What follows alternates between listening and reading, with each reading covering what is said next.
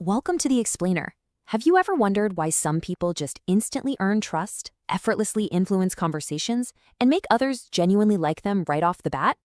Well, it isn't magic, it's psychology. Today, we're going to explore the hidden architecture of social influence. Okay, let's dive into this. Have you ever wondered why some people instantly earn trust? In today's Explainer, you'll discover 10 psychology tricks that actually work in everyday life.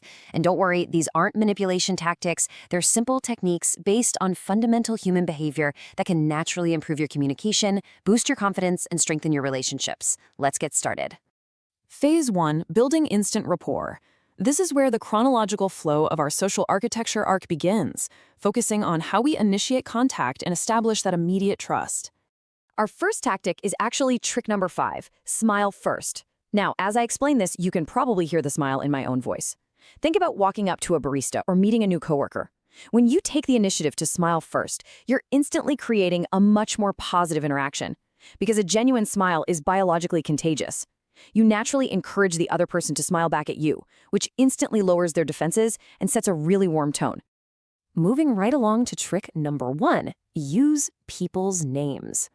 You know, a person's absolute favorite sound in the entire world is their own name. It's literally music to their ears. So using someone's name naturally in the flow of a conversation makes them feel uniquely respected and highly valued, rather than just another face in the crowd. Next up is trick number 2, mirror body language. It's a proven fact that people tend to like those who are similar to them. So subtly matching someone's posture or their speaking style is an incredibly fast way to build instant rapport. But keep it natural. You definitely don't want to copy every single movement they make, or it will feel incredibly awkward. Just gently align your physical presence and tone with theirs. Let's move to phase 2 and see how this builds. Phase 2, deepening the conversation. Now we'll look at the techniques that keep the interaction flowing smoothly. Trick number 8, nod while talking. Subtle nodding naturally encourages agreement and keeps conversations flowing seamlessly. It signals to the other person that you're confident and fully engaged with what they're saying. It's an understated little technique, but it makes your conversational partner feel truly heard and validated. For trick number 6, let's contrast complimenting someone's appearance with complimenting their effort, kindness, or skills. The psychology here relies on one very simple truth.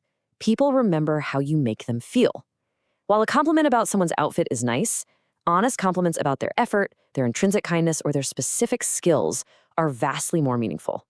They validate a person's character and hard work. Now, what's really interesting about this is trick number 9, which involves shifting from yes or no questions to open-ended ones. If you want to deepen a conversation, avoid questions that can be shut down with a simple yes or no.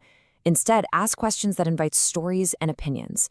That invitation is exactly what leads to those richer, deeper conversations we all genuinely want to have. Phase 3, strategic silence and favors. We're now moving into some slightly more advanced psychological tactics here. But always remember, we are teaching understanding, not control. Trick number 3 is the power of silence. After you ask a particularly important question, just stay completely silent. People feel incredibly uncomfortable with that void. They will often reveal far more information than they originally planned to, simply to fill up that empty space. Very similarly, we have trick number 7, the pause technique. When you are asked an emotional or highly charged question, take a brief moment before answering. Taking that extra second doesn't make you look hesitant. Actually, it makes you appear deeply thoughtful, calm, and highly confident in your response. And this brilliantly illustrates trick number 4, the Benjamin Franklin effect. Let's break down the internal logic here. First, someone does you a small favor. Second, their brain has to justify that action. And third, as a result, they're actually more likely to like you afterward. It seems completely backward, doesn't it? You'd think doing a favor for them would make them like you, but human behavior works the exact opposite way. The human brain craves consistency. And this brings us to a real psychological aha moment. When someone does a favor for you, their brain rationalizes it by subconsciously concluding, I helped this person because I like them. You are essentially allowing them to invest a tiny bit of effort into the relationship, which psychologically bonds them to you. Phase 4, leaving a lasting impression. Let's transition to our final phase and look at how to successfully close out an interaction. That brings us to our final technique, trick number 10, end on a positive note. Human memory is highly biased toward the end of an experience. People will almost always remember the ending of an interaction much more vividly than the beginning. Therefore, if you actively choose to finish conversations with genuine appreciation or heartfelt encouragement, you're guaranteed to leave a lasting, positive impression. Psychology isn't about controlling people, it's about understanding them.